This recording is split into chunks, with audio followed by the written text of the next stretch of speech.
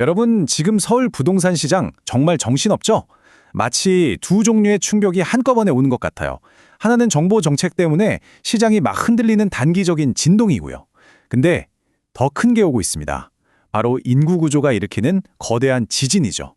이 두 가지 힘이 만나서 우리의 미래를 어떻게 바꾸게 될지 오늘 제가 확실하게 짚어드리겠습니다. 자, 그럼 가장 핵심적인 질문부터 한번 던져볼까요? 지금 이 치열한 서울 부동산 시장에서 진짜 힘을 가진 사람, 즉 주도권은 과연 누가 쥐고 있을까요? 최근에 우리가 알던 모든 규칙을 뒤엎어버리는 아주 극적인 권력 이동이 있었습니다. 바로 이겁니다. 세상에 수십 년 동안 집주인이 갑이고 파는 사람이 왕이었잖아요. 근데 이제는 완전히 반대가 됐습니다. 사는 사람이 시장을 지배하기 시작했다는 거죠. 도대체 어떻게 이런 일이 벌어진 걸까요?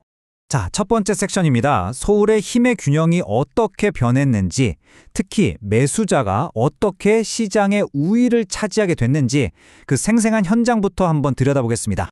요즘 부동산에 가면 이런 말이 들린대요. 사장님, 2억 깎아주면 제가 살게요. 그럼 집주인이 뭐라고 할까요? 네, 그렇게 하시죠. 이게 현실입니다. 정말 몇 년 전만 해도 상상도 못할 일이었죠. 매수자가 그냥 가격을 정해버리는 시대가 온 겁니다. 아니 그럼 왜 갑자기 매수자 파워가 이렇게 세진 걸까요? 그 단기적인 원인이 바로 제가 처음에 말씀드렸던 진동 때문입니다. 바로 정부 정책이 시장 전체를 아주 제대로 흔들고 있는 거죠. 이것 좀 보세요. 시장의 매물이 그야말로 폭발하고 있습니다. 1월에 5만 5천 건이었던 서울 아파트 매물이 3월 말에는 8만 건을 훌쩍 넘었어요. 아니, 두 달 만에 2만 5천 채가 더 나왔다는 거예요. 이건 절대 자연스러운 현상이 아니죠. 왜냐? 정부가 집주인들한테 일종의 탈출구를 두 개나 만들어준 셈이거든요. 첫째, 다주택자들한테 지금 팔면 양도세 무겁게 안 물릴게 하고 시간을 벌어줬고요. 둘째, 1주택자들한테도 세입자 있어도 집 팔 수 있게 해줄게 하고 길을 열어준 거예요. 그러니까 집주인들이 이때다 싶어서 너도 나도 매물을 내놓기 시작했고 결국 공급이 수요를 확 넘어버린 거죠. 자, 그런데 말이죠. 이런 정부 정책 때문에 시장이 잠깐 흔들리는 거, 이게 과연 이야기의 전부일까요? 어쩌면 이건 훨씬 더 거대하고 우리가 막을 수도 없는 어떤 힘, 바로 지진이 오기 전에 작은 전조 증상은 아닐까요? 네, 이제부터가 진짜입니다. 시장을 잠깐 흔드는 진동이 아니라 앞으로 수십 년 동안 한국 부동산의 판 자체를 바꿔버릴 거대한 지진, 그게 바로 인구 구조 문제입니다. 이 데이터를 한번 보시죠. 우리나라 집, 과연 누가 가지고 있을까요? 여기 보시면 50대, 60대, 70대 이상, 이걸 다 합치면 무려 68%, 거의 70%에 가깝습니다. 이게 뭘 의미하냐면 앞으로 시장에 팔려고 나올 잠재적 매물들이 대부분 이분들 손에 있다는 뜻입니다. 자, 그럼 이 집들을 사줘야 할 젊은 세대는 상황이 어떨까요? 좀 충격적인 숫자인데요. 39세 이하 인구의 73% 이상이 자기 집이 없습니다. 그림이 그려지시나요? 팔 사람은 점점 많아지는데 사줄 사람은 턱없이 부족한 상황이 오고 있다는 강력한 신호입니다. 바로 이 미스매치가 핵심입니다. 은퇴하거나 돌아가시는 고령층이 평생 모은 집들을 시장에 내놓을 텐데 이걸 받아줄 젊은 세대는 숫자도 적고 이미 빚도 많아요. 이 거대한 수급 불균형, 이게 바로 우리가 마주할 구조적 지진의 본질입니다.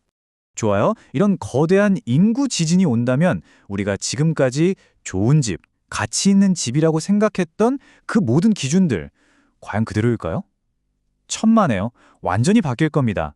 그럼 미래에는 도대체 어떤 집이 진짜 가치 있는 집으로 살아남게 될까요?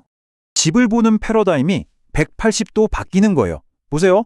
예전에는 전망 좋은 고층, 편의시설 많은 대단지, 역세권 같은 게 중요했죠? 일종의 성공의 상징이었잖아요. 하지만 미래는요, 접근성 좋은 저층, 최고 수준의 병원 옆, 운년 안 해도 편한 곳, 즉 성장과 지위가 아니라 안전과 생존을 위한 공간으로서의 집이 훨씬 더 중요해진다는 겁니다. 이른바 학세권이 아니라 병세권의 시대가 오는 거죠. 한번 상상해 보세요. 80대 어르신이 우리가 흔히 보는 긴 복도식 아파트, 그 끝집에서 엘리베이터까지 걸어오는데 1분이 넘게 걸린다고 생각해 보세요. 젊을 땐 몰랐지만 몸이 불편해지면 고층 아파트의 긴 복도와 엘리베이터는 매일매일 넘어야 할 거대한 장애물이 됩니다. 앞으로는 이 집이 얼마나 노인 친화적인가가 집값을 결정하는 아주 중요한 요소가 될 거라는 거죠. 사실 이건 우리가 처음 겪는 길이 아니에요. 우리보다 먼저 초고령 사회에 진입한 나라들을 보면 답이 좀 보입니다. 예를 들어 일본은요. 노인들이 병원이나 상점 근처에 소형 저층 주택에 모여 사는 컴팩트 시티라는 개념으로 전환했어요. 독일도 마찬가지고요. 의료시설과 가깝고 녹지가 많은 저밀도 주택의 가치가 엄청나게 올랐죠. 우리의 미래도 크게 다르지 않을 겁니다. 자, 그럼 이 모든 거대한 변화 앞에서 우리는 이제 부동산을 어떻게 봐야 할까요? 어떤 질문을 스스로에게 던져야 할까요? 완전히 새로운 마인드셋이 필요한 시점입니다. 앞으로 10년, 20년 뒤에도 가치를 유지할 미래 대비형 집을 찾으려면요. 이 질문들을 꼭 해봐야 합니다. 첫째, 그냥 병원 말고요. 진짜 최고 수준의 의료시설과 가까운가? 둘째, 집안에서 현관까지, 현관에서 밖까지 힘들지 않게 다닐 수 있는가? 셋째, 나이가 들어도 어울릴 수 있는 커뮤니티가 있는가? 그리고 마지막으로, 은퇴 후의 관리비 같은 유지비가 부담스럽지 않은가? 지금 살고 계신 집 혹은 앞으로 사실 집을 이 기준으로 한번 꼭 따져보세요. 결론적으로 이제 우리가 부동산에 볼 때 던져야 할 질문은 바뀌어야 합니다. 이 집값 과연 오를까? 이게 아니에요. 진짜 중요한 질문은 이겁니다. 다가올 10년, 20년 뒤의 사회에서 이 집이 정말 내가 살기에 가치 있고 편안한 곳일까? 부동산에 보는 우리의 관점 자체를 완전히 리셋해야 할 때가 온 겁니다.